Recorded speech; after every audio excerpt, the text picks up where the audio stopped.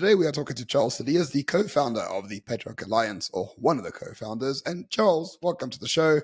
We are, I would say, friends. You know, we've known each other for about a year and a half.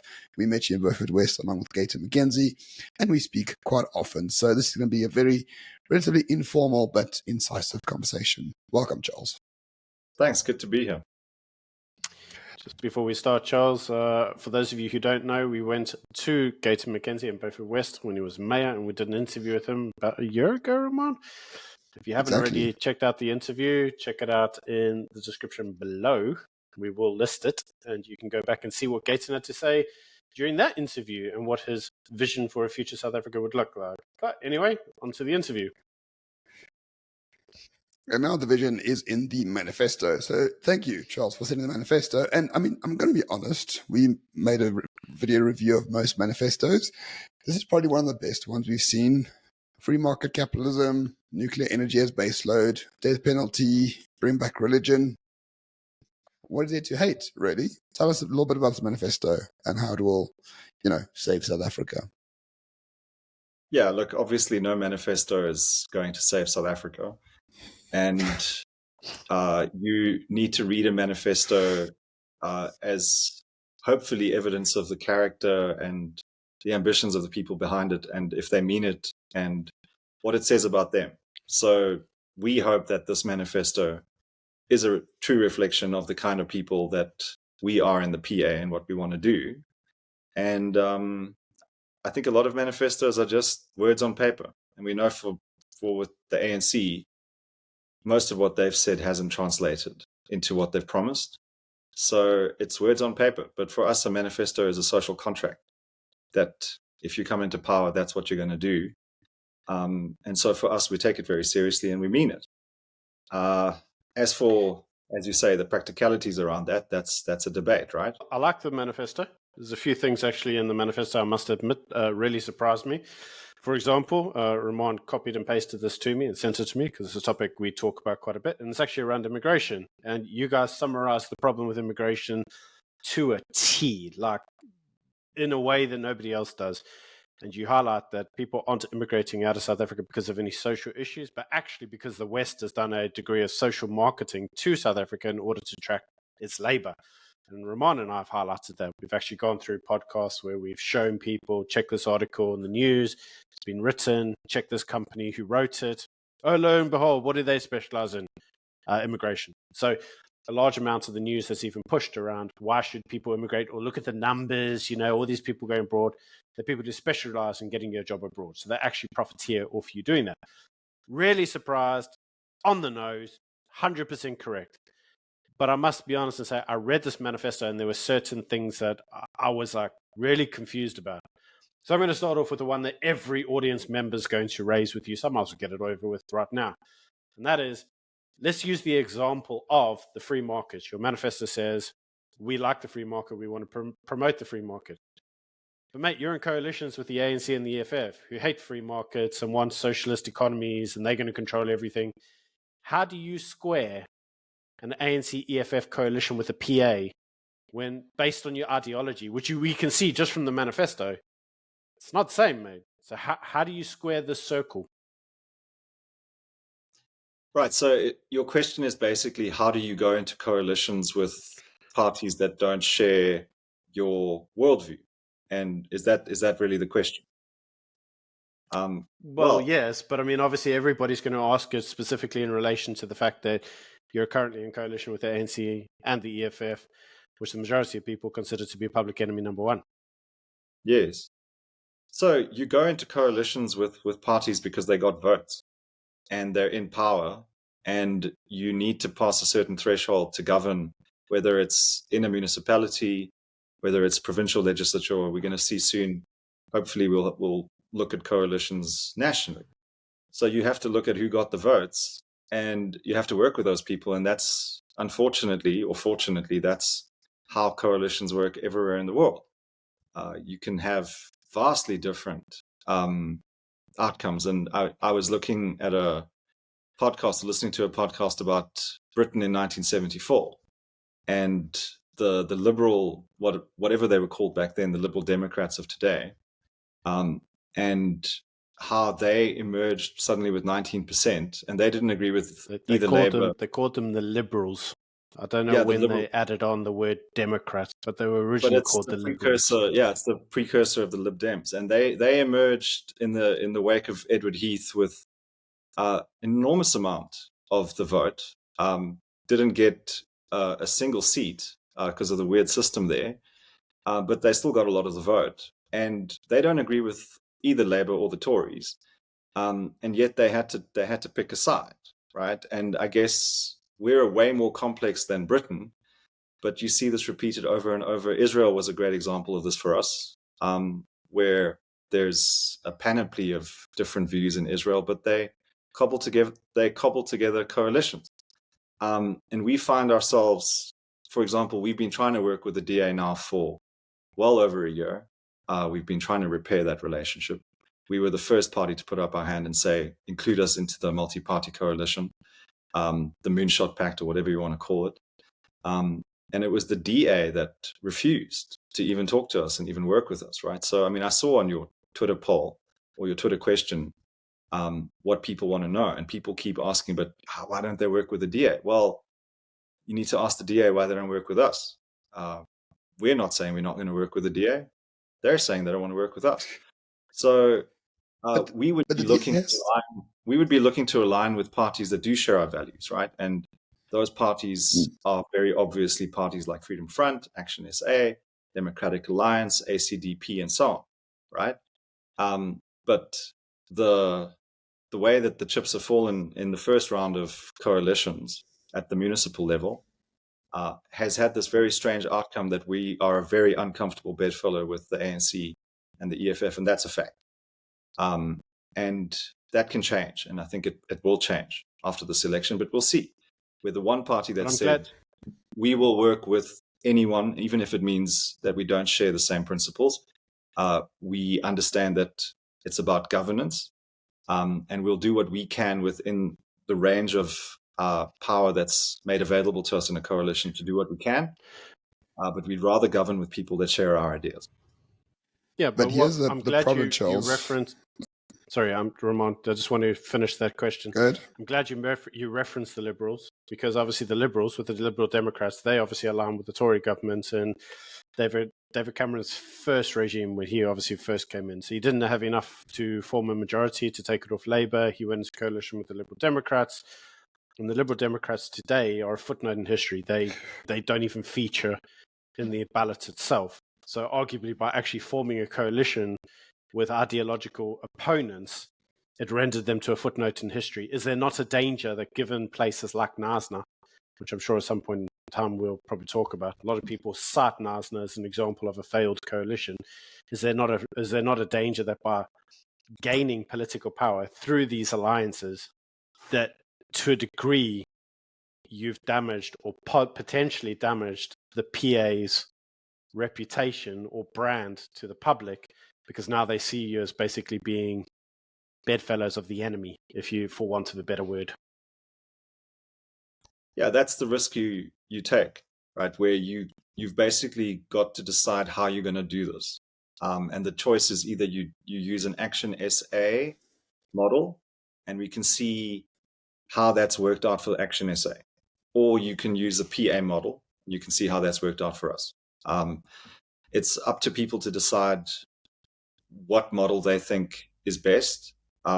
We believe that the Action SA model doesn't work for us, right? Because when you make yourself the exclusive property of another party, a bigger party, right, where you say, we have to align with the DA because the ANC is not a choice, right? You're literally giving the DA a license to abuse you, right? And you find yourself becoming a beaten wife or a beaten child, depending obviously on how you want to size yourself in this relationship. But if you have the fallback to say, look, we don't want to necessarily work with this party or that party, but we will if we have to, our view is that you'll get more respect in whatever coalition you end up in. So it's about balancing the perception of the voter, and then also balancing whether the people who are definitely going to vote for you the core voters that you're appealing to and that you're trying to grow through, if your coalition choices are going to put them off, or are they still going to vote for you, even if you're with the ANC? And we found with a lot of our core voters and the group that we're growing, and we're definitely growing. You can see that in the by-election, right? That we are growing despite the fact that we're in coalitions with the ANC. We're not really in coalition with the EFF, which is slightly complex to explain, but we are in coalitions with the ANC, to which the EFF is a party, right? And the question then is that hurting us? Is that hurting our growth? And I'd say it's slowing our growth. We could probably grow faster if we weren't in some of these coalitions, but I wouldn't say that it's shrinking us. And it's a trade-off, because when you're in power, you can actually change people's lives and you can do things. And it becomes that trade-off where it's a case of people will perceive you a certain way if you're not in these coalitions, but they'll experience you another way if you are, because you'll be able to actually do things. And so we've been using these coalitions as a platform. Gayton used it in the Central Karoo. And people there experienced what a government under the PA could be like. And that wouldn't have been possible if we didn't have a coalition with the ANC there. And it was a very good coalition. And it was a coalition where the ANC allowed Gayton to actually fire all the corrupt officials, and clean up that municipality and actually set it onto a path of recovery. And that happened with the ANC. So people who are sympathetic to the PA see what we do in a sympathetic way. And being in these coalitions isn't harming us from that perspective. Our core voter loves us. ANC, DA, you name it. They believe in the vision of the PA and that we will do the right thing no matter who we're in coalition with. And those of us, and those who are not with us, those who would probably never vote PA to begin with, they are the loudest voices sort of screaming, how dare you, you're betraying the voters because you're going with the ANC, you're not going with the DA. But our view is it's a bit of a toss-up that those people were ever going to vote for us in the first place. And they're using a bit of moral, shall we say, moralization around the issue. I think libs, Charles. Yeah, kind of give the problem. They're fucking libs. That's the problem, right? So here's so if you go to my Twitter, which I'll link somewhere, and you go to my pinned video, there's a video by an American who talks about the friend-enemy distinction as per Carl Schmitt, and how this distinction is the heart of all politics. Liberalism is about coming together, kumbaya, and having a new vision for something, like debating whether to kill off the minority or not. Whereas the friend-enemy distinction is there are enemies and there are friends. If they are enemies, you destroy them at all costs. If they are friends, you reward them at all costs. And I think the PA is the one that plays this game the best. That's why I have a sort of begrudging respect for the PA in terms of, because you seem to understand what that distinction is. Libs who at all costs want to be DA simps or ANC simps or whatever, EFF simps by any means. Because Kenny Kunene was on Sizwe Mpofu Walsh's podcast and he says, listen guys, the ANC is a gang. The DA is a gang. We, the PA, are a gang. Now we need to choose which gang are we going to join. And that's what it is. It's actually sort of an anarchy, and everyone is looking at what strategically they can do to gain more power for themselves. It's not a question of sitting down and hashing out details. It's far more than that. Do you accept that distinction, Charles?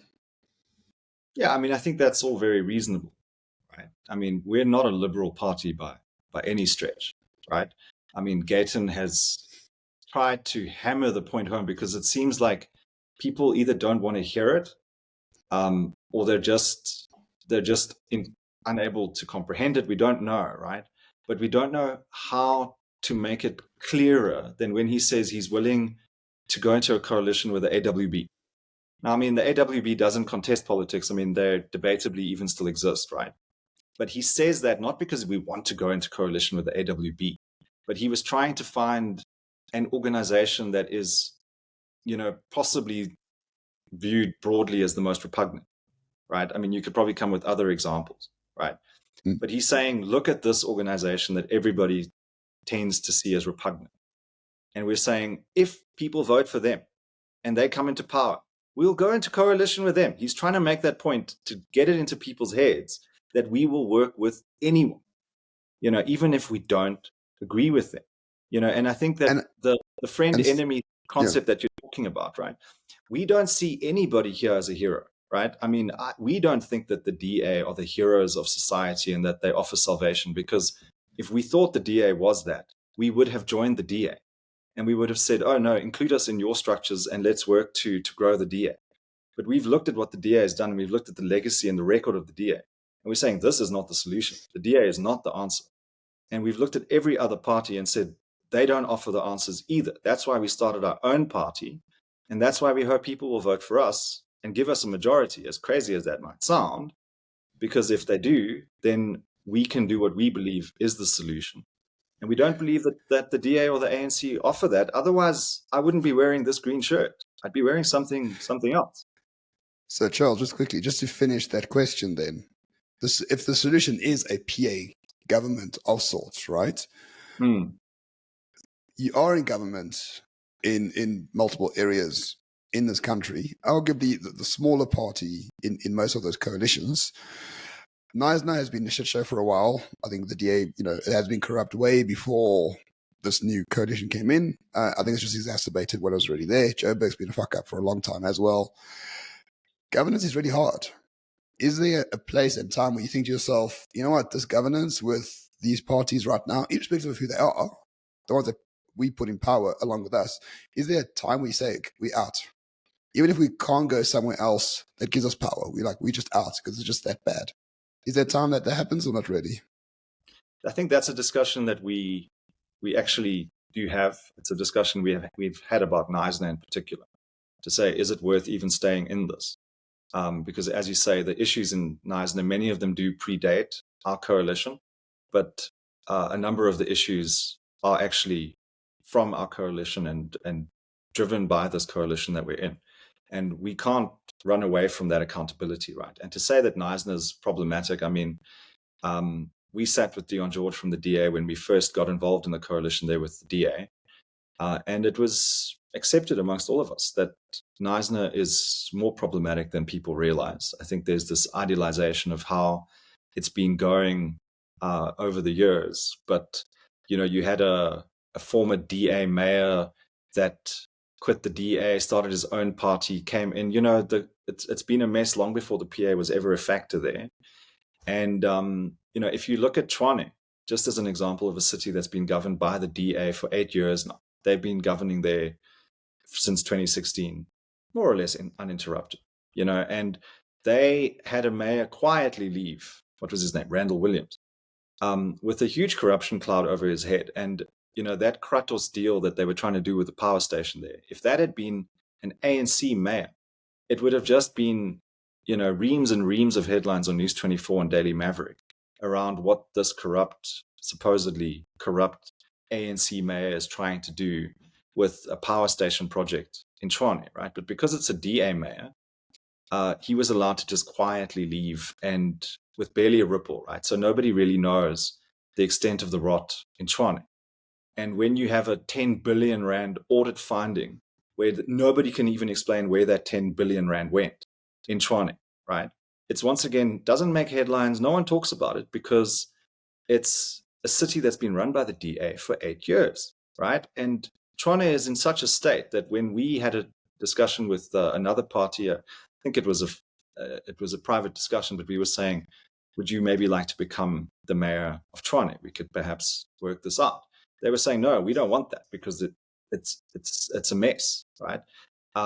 It's so bad that nobody even wants the place. And that's a DA legacy, right?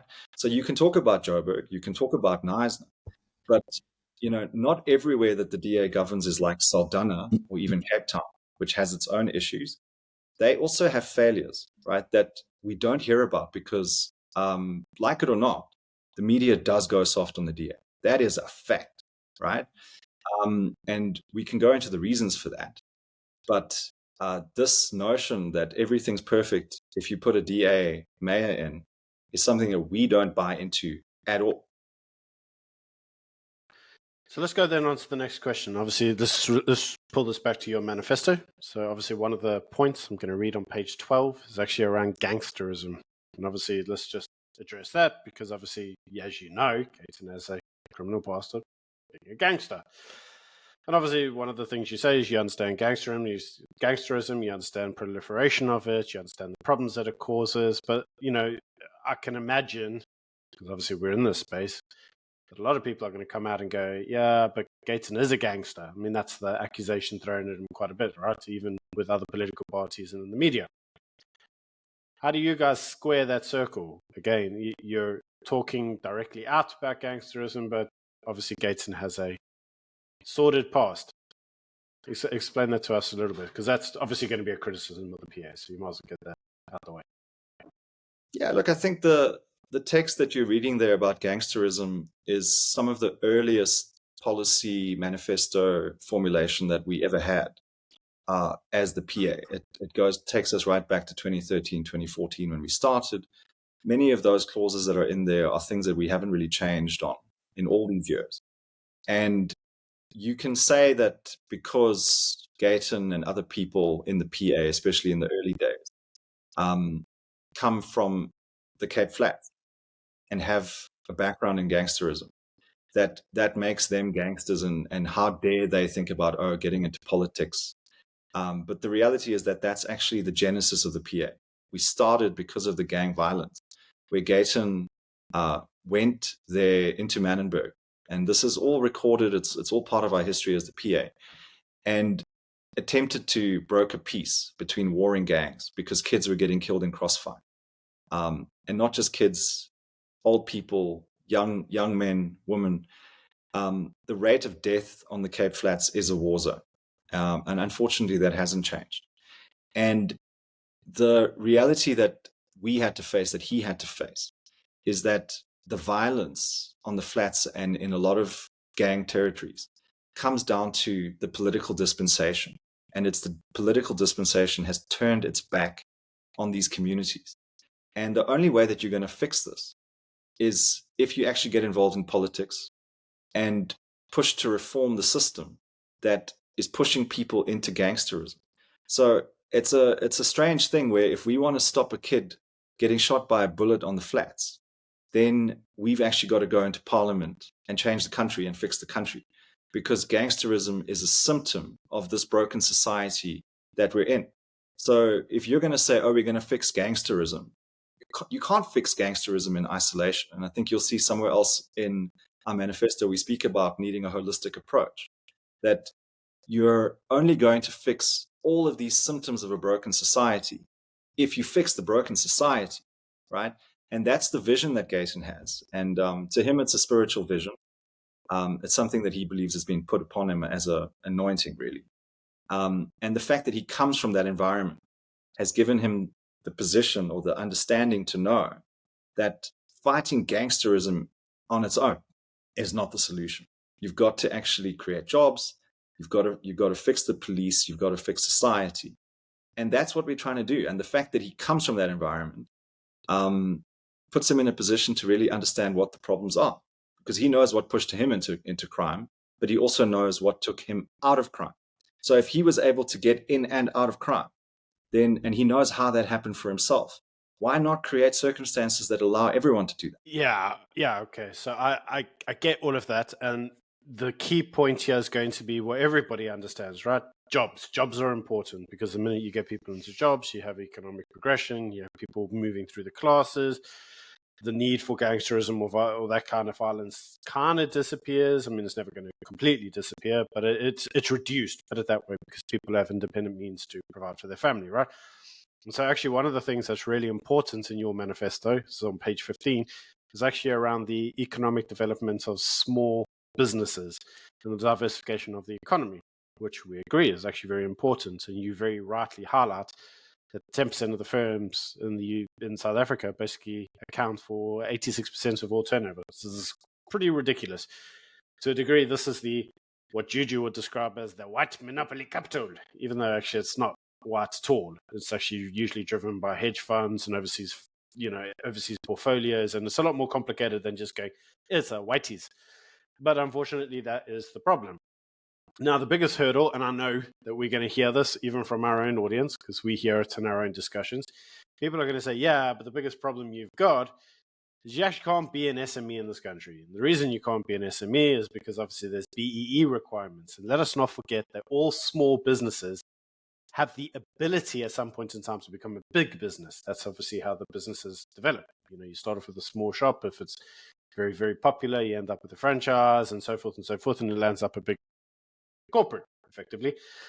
And as entrepreneurs, myself, Ramon, and myself are entrepreneurs, and we know there are significant hurdles or barriers to starting up SMEs. And what we're already seeing is something that Sakhalich has raised, and that's around wave 3 of BEE, which is now basically putting BEE as a core criteria for every business. Even SMEs are subject to some degree of SME, are subject to some form of BEE bullshit. So how do you plan as a party, if you were in power tomorrow morning, how are you kickstarting this economy? Look, you've touched on a lot there. I think it's all in the manifesto, and let's start with the BEE. We don't support BEE. And if you look at our first statement there about the economy, we support the free market. And anything that taints that free market, that puts an artificial shackle on that free market, is going to break that market. And BEE makes a liberal free market impossible. It's actually interfering in the workings of the economy. And we're saying that we actually want to move away from race categorizations completely. I think we're probably the most outspoken manifesto of them all in saying that we want to progressively move, and not slowly, we want to progressively and rapidly move South Africa away from race-based classifications for anything. And I have to laugh because I have a family member that left the country many years ago, left with that ID number that puts your race at the end. The old ID numbers would, I think the last 3 numbers would indicate if you were black, colored, white, whatever. And the new ID numbers don't have that. And I remember the justification that they had was, no, we can't be putting someone's race in their ID number because that's discriminatory or whatever it is. And you just go, well, that's a joke, because everything in this society is based on your color. So why not just leave the old numbers in? Because we're saying we defeated apartheid, but we didn't defeat the race-based classification system, which is what apartheid was. So in effect, we haven't defeated apartheid. And we say we as the PA will defeat apartheid once and for all because we want to get rid of race. Yes, race is cultural, and someone can refer to themselves as colored, black, whatever. But it should not be a classification system in South Africa. So yes, BEE will have to go. We would love to create empowerment funds that people, who have certain criteria can apply for, but let it be run by the free market. If somebody qualifies, we can obviously give them a step up. Capital is usually short in our economy. We have labor, we have land, we have entrepreneurship, but what we're short of the 4 pillars of any economy, we're short of capital, right? So we need to inject a lot more capital into the system, but there's not a lot of market confidence. That's why capital isn't entering. So for us to kickstart the economy, we got to get capital flowing into the system.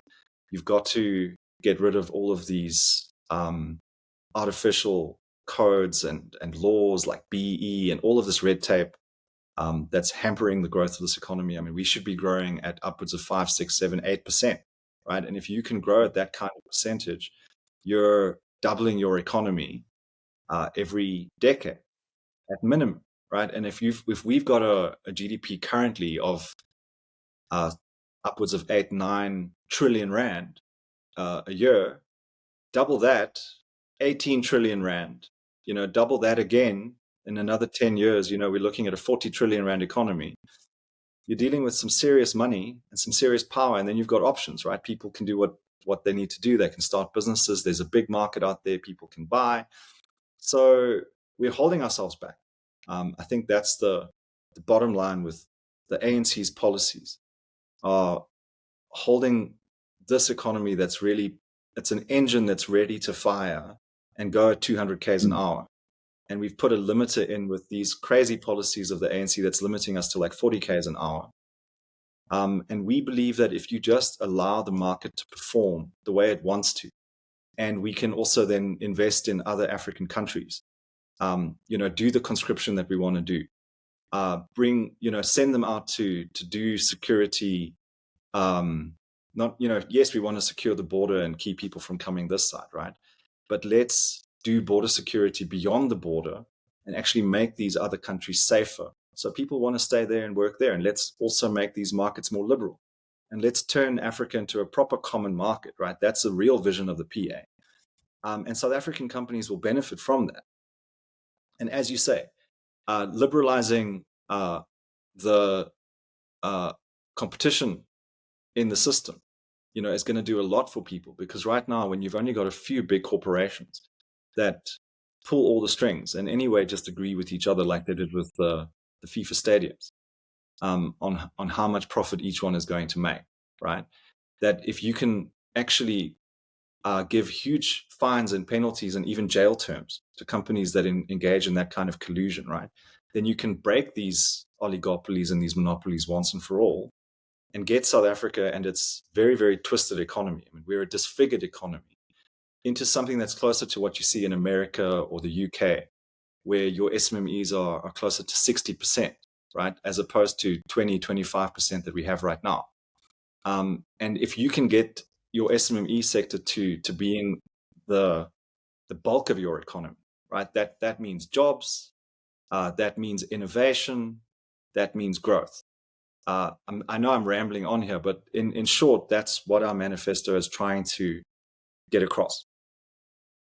So let's talk about crime. It's an important topic. That's why I gave you so much to work with there. So thank you for trying your best to answer it. I gave you a lot there because obviously it's going to be the big question. It's a big question for everybody. The economy is shit. It needs to grow. And it's the largest part of our manifesto. How.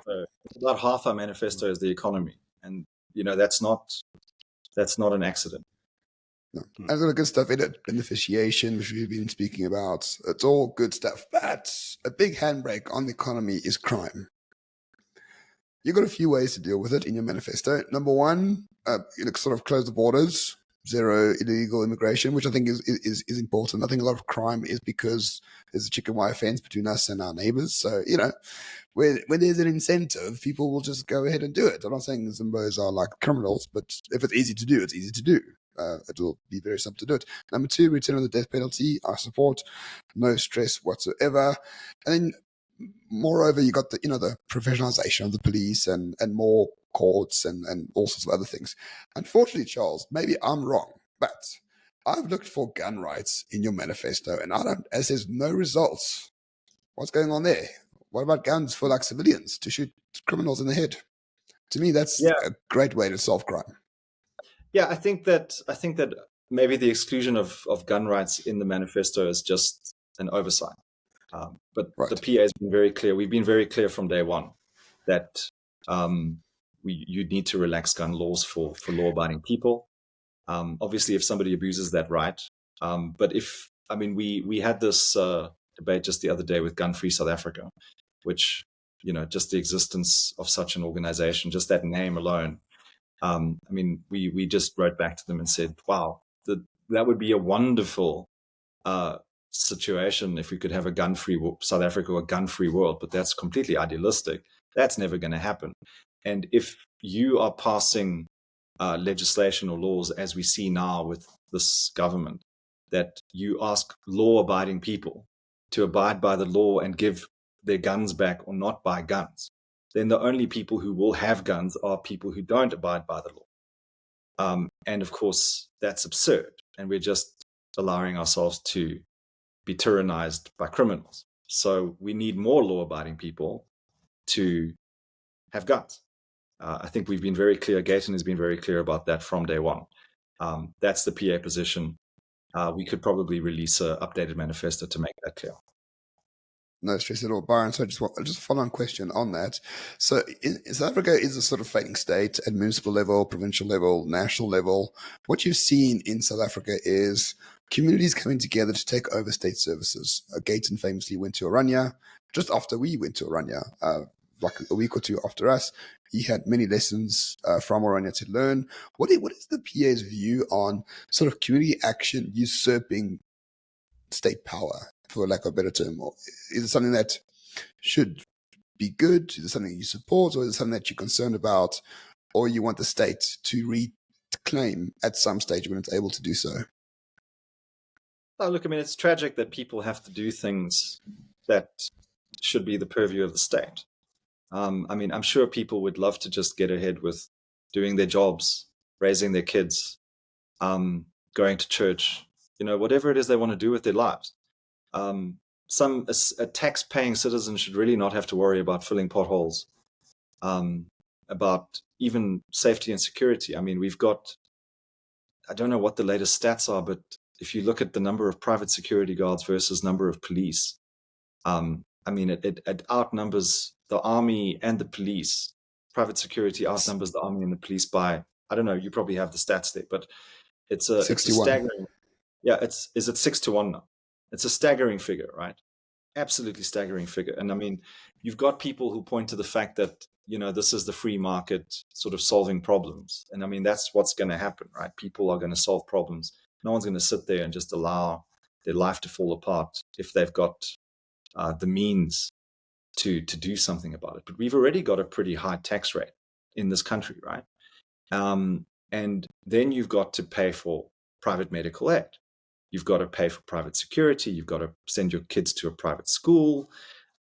So the state's ineptitude. I mean, I think that it was the Telegraph or one of the British papers that coined the phrase ineptocracy, which I've always felt perfectly describes the South African state.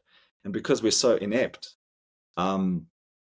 everyone that has the means to pay for things that government should actually be taking care of as part of its social contract with society, otherwise why are they in charge, is now, unfortunately, those people are paying a real tax rate of what something like 80% of your money is going towards things that you really don't want to actually have to spend money on. I mean, I have private security, I have cap security at home, right? That's 1,000 Rand that I'd really would rather not have to spend.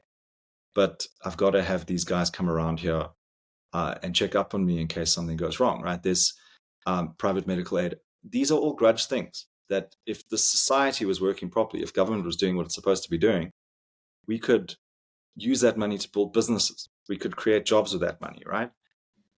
Yes, it's creating jobs for private security guards and that kind of thing, but you would say it's negative industries. We need to invest in positive industry. If that makes sense. Which makes perfect sense, and it's all. I understand what you're trying to say. I suppose the big question that we found in South Africa, as you know, is that a large amount of the economy let's call them useless in terms of they actually don't bring in any tax revenue. They're grant recipients for whatever reason that might be. And I'm sure you've seen in Argentina now they've got a new president, and one of the things that he came out with famously is he put in a law in place that basically says it was forbidden for the government to use the word free. So he actually outlawed the word free because he said by implication it's important that everybody understand when you get a grant or the state pays for anything, it's not free, it's tax money. And so you have to understand that anything you ask the state to do is effectively funded by the citizenry of the state. Because lo and behold, the citizens pay for it. It's not free. Nothing's free. It gets paid for by somebody. But I'm actually going to move the question on to a topic that's close to mine and Ramon's heart. And it's actually like almost on page 1 of your manifesto. And it's something that we really liked. And that was putting God first. So bringing God back to the country. This idea that we need to have God back, religious teachings back in the school. We need to create better citizens and more resilient society. And therein actually comes a very difficult question, a question I'm not even sure you're going to want to answer. Sorry about this. Which God? Because this is why Western societies typically tend to abandon the question of God. Is it like the Christian God? Is it the Islamic God? Is it the Hindu gods? Because if you must remember that each religion makes a truth claim. The claim itself is individualistic to it. You can't have a person say, I believe in God of Islam, but I'm a Christian. Like they're not the same. Like the core tenet behind the two differs. And so fundamentally, the religious teachings that you wish to promote will have different societal norms. There's a reason that many Islamic countries find it more easy to go with socialist type ideologies, in Christian countries, specifically Protestant Christian countries, have a greater, should we say, greater akin to types of Hobbesian types ideas, where we have more liberal economies and we have, liberalized societies with this idea of natural law and so forth. So which God? It's a really important question. Which God are we referring to? Because if you're referring to all of them, not sure how that's going to work. Yeah, so I think you're taking me back to a few years ago when they were busy redoing the constitution of the PA. I raised that question because I don't think that constitution was actually ever lodged with the IC. We're still busy with it. But on page 1, the same as page 1 now in the manifesto, it spoke about the PA is a party that's been put together by God-fearing people. And, it went into all of that. And I asked that question. That's a question that obviously has followed on from there consistently, because we never had this point in the manifesto when we first started to contest elections in 2014. You wouldn't have seen God first, right? But it's something. By the way, I love the point. Adore it. I think it's fantastic that it's the first point. But I just want clarification around. No, sure. And I'm going to do my best to explain the logic behind it, because at core, it's not a completely logical point, right? And I think we have to accept that what we're dealing with here is a statement of intent, and it's a recognition of a cosmic order, right? That I think that's what the manifesto is trying to speak to. And if you read it carefully, it doesn't say the God of the Old Testament, the New Testament, the Quran, the Torah, the Bhagavad Gita.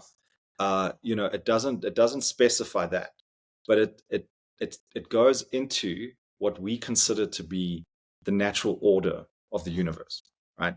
And we are saying that we want to raise kids to accept that the natural order of the universe is that man or humanity or people are not at the top of the food chain, and that God is at the top of the food chain. Now, if you say which God, right? I'd say if you look at the population of South Africa, I'd say by far the majority of people would fit into the Abrahamic religions, right? So Muslims, Christians, Jews, I mean, they all fit into Abrahamic faith. They'll argue over which God. They'll all say, okay, it's similar but different. And of course, we have Hindus, a lot of Hindus in the country as well. And then there's some minor. You've got Scientologists, and I don't know. There's a lot of other religions. I saw that there's even a church of Satanism that's happily making cook sisters in Rudapur. Need to burn it down. Yeah, so there's all of this going on. But Charles agrees, burning it down. That's the PA manifesto point. Thank you, Charles. We're taking that to the polls. I'm joking. Sorry. So what we're saying is that the majority of people in the PA are Christian. That's like a pretty fair cross section of the PA. We do have a minority Muslim membership. We've even got some Muslim counselors, and when we have our gatherings, those gatherings will always start with a prayer. And it will sometimes be a Muslim prayer. It'll often be a Christian prayer. And of course, we've been to Israel, and so we've been to some temples, we've been to some shuls, and we've been recognized and welcomed also by the Jewish faith, right? So I think that it's a little bit like when you go to rehab, right? And what do they call it? The 12-step program or whatever. And that first step in the program is they talk about having a relationship with the God of your understanding, right? And I think that was their way of kind of getting out of this particular God or that particular God. And I think it's very much the same thing for us, where Gayton in particular is making the point of saying for him, and he's obviously unashamed about it, he's a Christian. And he'll even say that that's where some of his support for the state of Israel, not necessarily everything Israel is doing, but the existence of the state of Israel comes from, is he's saying it's backed up by his faith. And he's saying, I'm a Christian. You don't have to be a Christian, right? You can also support Palestine and be in the PA. It's fine, right? You don't even have to believe in God to be in the PA. But we're saying that as the PA, that if we go into power, we are not going to push a secular society. We are actually going to go back to what we believe was a foundation for a healthier society, which is to teach people the cosmic order of things. And that's that it's actually not man first, it's God first. And these are the principles that we learn about from the Bible. And as much as you might say there's different kinds of gods, the principles that are kind of common and core to most religions are very similar. And it's very difficult to find religions sounds like a multicultural talking point. Yeah, it's very difficult to find religions that differ on some of those core points.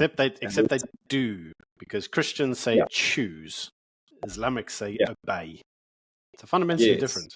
It's fundamentally different. So we're not saying that you must give your heart to Jesus or you'll go to hell and damnation or whatever. We're not going to get into that. You go to the ANC. Give your heart to Jesus or you go to the ANC. It's like, shit. I'm converted. We're a political party, right? But I mean, I think Gayton takes his inspiration from, let's say, the USA, right? Which has he feels very strongly that the USA puts God, whether they're actually practicing it or living up to it or whatever it is beside the point. But they actually will always reference, whether it's in the oaths that they do, whatever it is. It's on the back of the money, mate. In God we trust. Yeah. In God we trust. The coins. So he's basically saying that we have a strong society. Bill of Rights. we believe that all men were created equal in the image of God. It's in the Bill of Rights. It's in the American. Yeah, I mean, it's everywhere. That's what he's speaking to, and he's saying that we'll have a stronger, basic kind of core DNA if we return to godly virtues and godly values. To put it simply, whether this is not, it's obviously that when you get into the details, it's just an argument, right? Yeah, so sometimes you just have to believe something without having to explain it. Like, I don't see why that's so difficult. Sometimes things are just good. You don't need peer research. Yeah, you don't need 20 years of peer research data to find out if a family's good or not. It's like, I don't care. Having kids, is it scientifically good or not? I don't give a shit. I'm going to have more. So what's your source for that, Ramon? Trust me, bro. That's my source. So, Charles, while we conclude this conversation, you refer to one thing all the time, and that's Gayton. Gayton thinks this. Gayton says that. Gayton is this faith of that faith, whatever the case may be. We know Gayton is, I don't want to take Ken Quinini's place outside of the PA, nor yours, but Gayton seems to be like the bull right at the front of the PA, which is probably the PA's greatest strength, also possibly maybe one of the PA's weaknesses, because Gayton is a very passionate man. We met him, of course we met him. There's a video on here where we met him. Great guy, very smart, very passionate, has moods like everyone else. He was at the Business News conference for 20 minutes he spoke, and it just felt like an all-out attack on DA voters for like 20 minutes. Like, the Western Cape's gone, you're so fucked, blah, blah, blah, we're coming for you. Okay, great. What happens if Gayton A is not there, or B, maybe the PA needs to sort of have other people representing it at that sort of level other than Gayton? Or maybe I'm just completely wrong and shut the fuck up, Roman. Gayton is the man. Then you tell me. Is there a No, weakness there? I think Roman's got a good point, and I just want to expand on it because I agree with him that much that I'm even going to live on air agree with Roman for once today. First time for everything. And that is, there's a danger of what I'm going to call the juju effect. You know, the Julius Malema effect. It's like you can't be a party of one guy, right? Otherwise, everybody's just a clown. Everybody's a court jester to the court clown. You know, and that's like that. That's going to be obviously the major criticism, is that the PA is fundamentally Gayton. A lot of the other leaders, nobody knows who they are.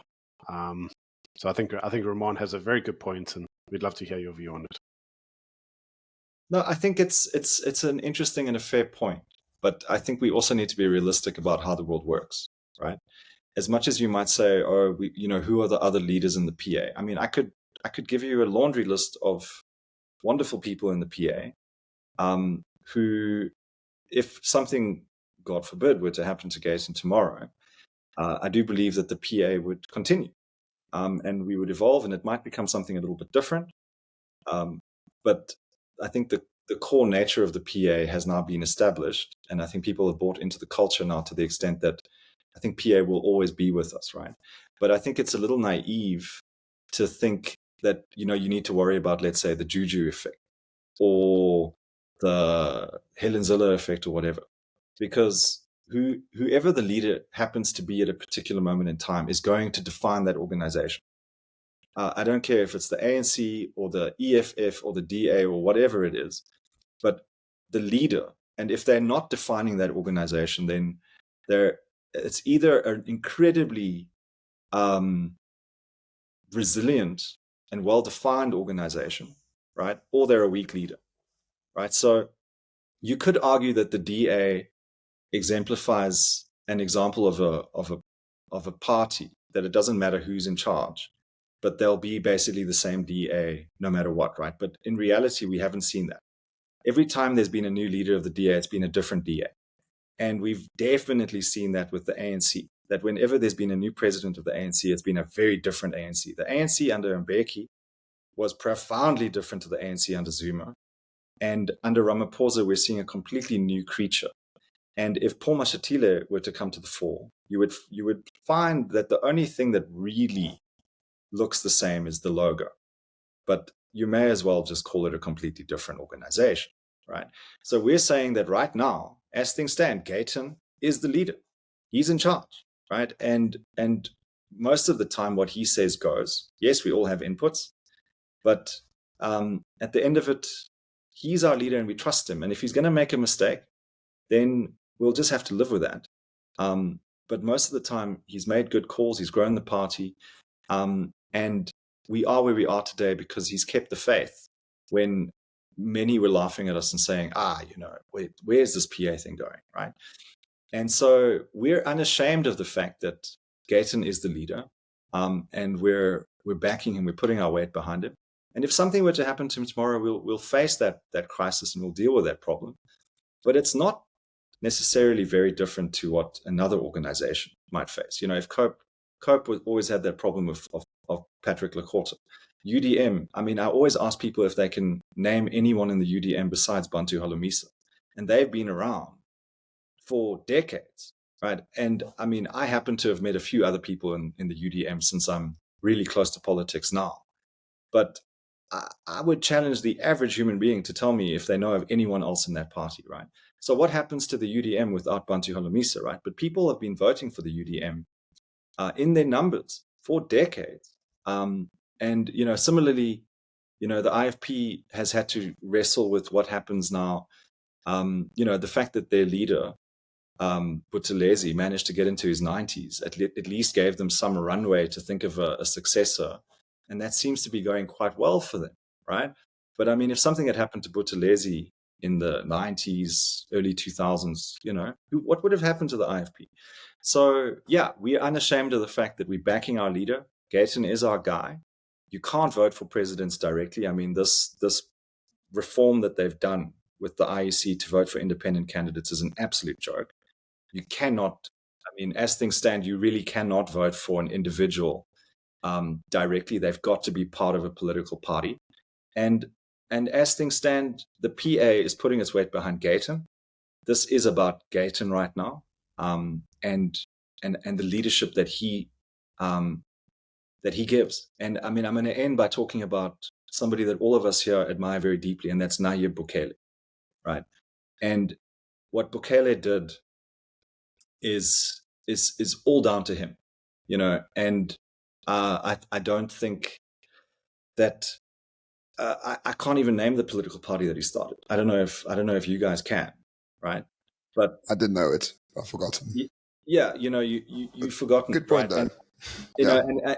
And it's if you look at El Salvador today, yes, maybe if something were to happen to him, I think what you'll find happening with that party that he started is that there'll be a period there where the people who've worked closely with him will be able to run with his philosophy and his way of doing things, and they'll kind of internalize the spirit of Bukele, and maybe that will carry on and grow, and you'll see this organization will actually be infused with Bukele-ness.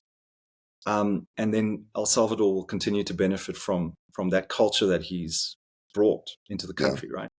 Or it could all fall apart, and they'll open up the prisons, and all the gangsters will be roaming free again and raping everyone like they used to do, right? We don't know, but right now Gayton is alive. We hope he's going to live for much, much longer, and we believe as long as he's there and in charge of this party and has a shot at becoming the president or the premier, we're going to back that to the hilt and hope that he's going to be our Bukele. Yeah, and looking at where the PA is going with him in charge, we can say what we want about Knysna or coalitions. I mean, you guys are growing. So, how much are you growing? Gayton on Cliff Central said he's getting 7% of the vote, which is 1.5 million. Is that what you think as well? I've always been on the more conservative side. I think that it's an achievable number, right? But we'd have to have a phenomenal campaign to get there. So we're going to give it our best shot. But I do know that we've grown a lot since, 2019 we were nowhere, right? So you may as well almost see us as a new party, the way that we've grown. And I'd say as a party, we've got the only trajectory. We've got a totally unique trajectory. We mentioned at the end of our manifesto. All other parties have either started with nothing and remained with nothing, or they started with a bang and managed to kind of keep that going, like the EFF, or they started with a bang and disappeared into oblivion like COPE. But we're the only party that kind of started with a whimper and have actually grown from strength to strength over a decade. We're the only party that's shown sustained growth over a very long period of time, with very inauspicious beginnings. We did really poorly in our first election, right?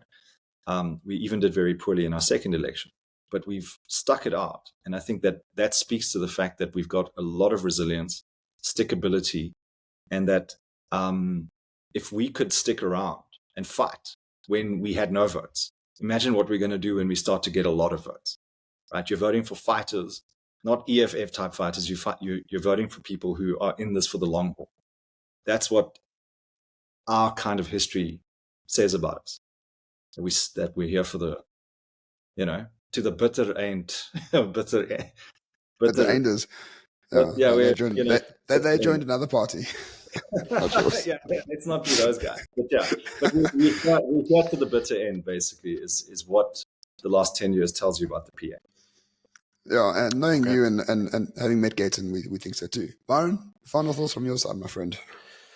Nothing from me. We are obviously approaching the hour mark now, so thank you very much, Charles, for coming on the show and actually talking to us about your manifesto. For those of you who haven't seen the full manifesto, and if you want to find it, it's on your website, is it, Charles? Yeah, it's there. We just relaunched the website.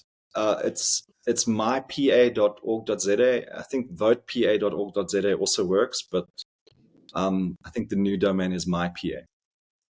That awesome. Is correct. And will be linked down below, as always. Absolutely. Okay. But thank you very much for taking the time to come on here. For those of you who don't know, we have met Gayton, obviously, as we said. Gayton is a very likable individual. He does say that he feels that, Christ had a very important part in his life. He says that he feels that to a large degree, Christ helped him reform and see the light and not be a gangster anymore, and obviously want to make an improvement to the world, not really cause it any damage. And to that, we admire him. He's actually a very interesting character to talk about. So if you haven't already, check out the description below. Watch the interview with Gayton. It's worth your time.